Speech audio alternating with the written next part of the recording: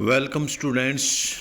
आज आप कर रहे हैं एनुअल एग्ज़ाम 2025 11वीं कक्षा का जो फाइन आर्ट्स का पेपर है, उस पेपर को सॉल्यूशन करने हैं। जो हमें बोर्ड ने मार्किंग निर्देश दिए हैं, मॉडल है अवेयरनेस, उसका जो भी उसके उत्तर हैं वे दिए हैं, वे हम आपको दिखा रहे हैं ताकि आपका मूल्यांकन आपको कन्फर्म हो सके। तो ये प्रश्न पत्र आप देख रही हैं, प्रश्न पत्र ये निर्देश हैं, इनकी ज़रूरत नहीं है, बार बार पेपर में वही आते हैं। तो हम चलते हैं पहले प्रश्न पर। पहला प्रश्न आपका सही विकल्प चुनने थे हमें। तो पहले का बी उत्तर है, जिसका उत्तर है मध्य प्रदेश। दूसरे का भी बी उत्तर, जिसका उत्तर है मनोरंजन घोष। सत्य असत्य बतानी है आपने।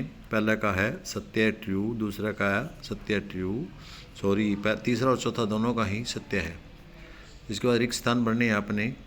तो पाँचवें में आएगा पद्मासन और छठे में आएगा चट्टान रॉक्स।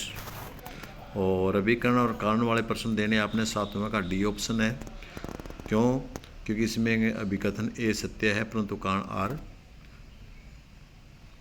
जो अभिकथन ए वो असत्य है परंतु कारण आर वो सत्य है, इसलिए आपका डी ऑप्शन है।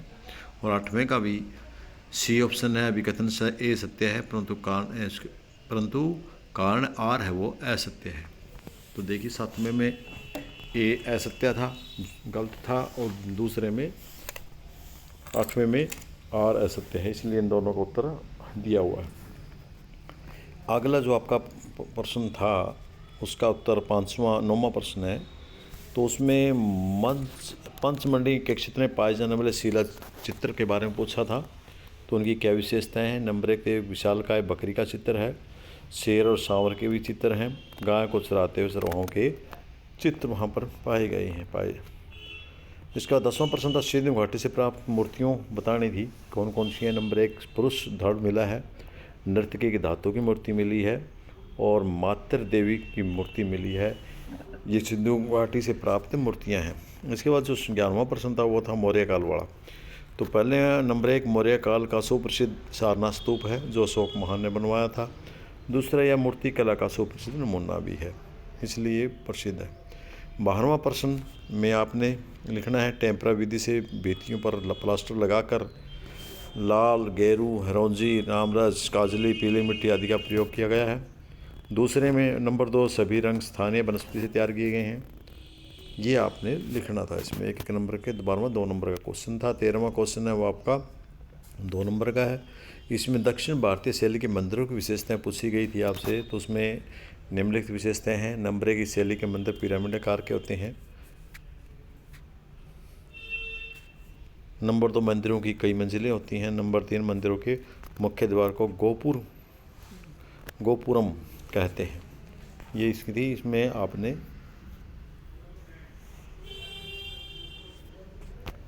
कोई कितने 2 नंबर का प्रश्न था, मंदिरों की थी 2 नंबर का, कोई 2 विशेषताएं दे सकते हैं आप, लेकिन यदि ज़्यादा याद है तो आप ज़्यादा भी लिख सकते हैं। इसके बाद 14वां प्रश्न था, देवी उपमा की मूर्ति की सुंदरता के कारण पूछा था। तो क्या कारण है? देवी उपमा की मूर्ति में शालीनता है, आभूषणों का प्रयोग किया गया है, अनुपातिक संयोजन है। ये आपका 2 नंबर का प्रश्न था।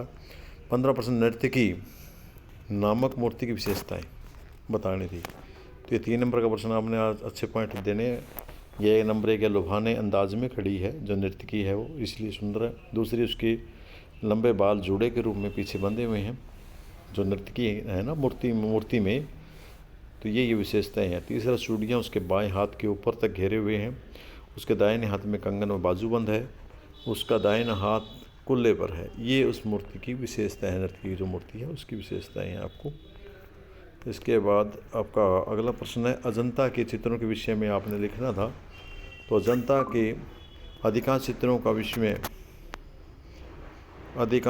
चित्रों का विषय बौद्ध धर्म से संबंधित है। जन्म जन्मांतर की जीवन कथाएं व जातक कथाएं हैं। महात्मा बुद्ध के अनेक पूर्व जन्मों की कथाएं हैं। पवित्र धर्म चिन्ह है। ये अजंता के विषय में था आपका।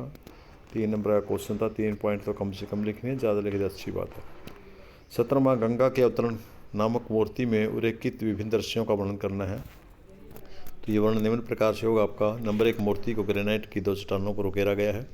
चट्टानों के बीच में दरारों में सूर्य, चंद्रमा, पृथ्वी, जल व उसमें रहने वाले जीवों को दर्शाया गया है। नंबर 2 मानव तथा देवताओं की आकृतियों को दर्शाया गया है। और नंबर 3 एक दाढ़ी वाला व्यक्ति एक पैर पर खड़ा हुआ है और कुछ लोग इस अर्जुन व कुछ भागीरथ कहते हैं। नंबर 4 दोनों हाथियों को भी दर्शाया गया, 2 हाथियों को दर्शाया गया। तो इस प्रकार इसकी ये विशेषताएं थी। इसके बाद अगला प्रश्न आपका 18वां मुगल स्थापत्य कला के बारे में। तो इसकी भी खास बात यह है कि मुगल स्थापत्य सूत्रपात बाबर के कार्यकाल से हुआ और इसका चरम अकबर शाहजहाँ के काल में देखने को मिलती है। नंबर 2 शाहजहाँ का काल मुगल स्थापत्य कला का स्वर्ण युग भी माना जाता है। नंबर 3 इस काल की वास्तुकला की प्रमुख विशेषताएं थी नक्काशी युक्त मेहराब, खंबे इत्यादि। जो आपने खंबे देखे हैं उसके स्तंभ लगे हुए हैं, वे नक्शा किस किया गया उनकी बहुत सुंदर की गई है। आगे बड़े प्रश्नों में आपने कोणार्क सूर्य मंदिर के बारे में बताना था, तो इसके बारे में आप कलाकार कौन है अभी तक नहीं को पता कौन है कलाकार। माध्यम ईंट और पत्थर से बनाया गया है, उनके बारे में आप लिख सकते हैं। समय 1100 ईस्वी सदी था और स्थानीय उड़ीसा राज्य में है आपका कोणार्क सूर्य मंदिर। स्थान और निर्माता इसके नरसिंह देव थे। ये इसके बारे में था। इसके जो है इसके बाद विवरण इसका क्या है। कोणार्क का विश्व प्रसिद्ध मंदिर पुरी में स्थित जगन्नाथ मंदिर से 35 किलोमीटर की दूरी पर समुद्र तट पर बना हुआ है और इस मंदिर का निर्माण गंगा वंश के शासक नरसिंह देव के शासनकाल में हुआ। यह मंदिर सूर्य के साथ रथ के आकार का बनाया गया है। इसे काला पैगंडा के नाम से भी पुकारते हैं। इसमें दोनों और 12 पहिए बने हुए हैं। कोणार्क का अर्थ होता है कोण, जमा अर्क अर्थात सूर्य का कोना। तो ये प्रश्न था, बहुत आसान बढ़िया था आपका, बहुत सुंदर प्रश्न था। अब आगे ग्वालियर के किले के बारे में 20वें प्रश्न में। कलाकार का कुछ नहीं पता। माध्यम लाल पत्थर है। समय 18वीं सदी है। आकार है वो आपका 35 फुट है और स्थान है ग्वालियर मध्य प्रदेश में। इसके विवरण के बारे में इसके विवरण है। ग्वालियर का किला मध्य प्रदेश में ऐतिहासिक किलों में से एक है। इस किले को भारत का जिब्राल्टर का भी कहा जाता है और इसका निर्माण श्री सेन नामक एक स्थानीय सरदार ने करवाया था। चौथा पॉइंट है, इस किले पर पाल वंश, मुगल वंश, भीम वंश का महाराजा देवराम आदि ने कई सालों तक शासन किया। यह किला 3 वर्ग किलोमीटर के दायरे में फैला है। इस किले की दीवारों को खूबसूरत डिजाइन में शिलान्यास सजाया गया है। ये इसके संबंधित क्वेश्चन थे आपके और मेरे ख्याल में ये आपके लिए काफ़ी सहयोगी रहेंगे।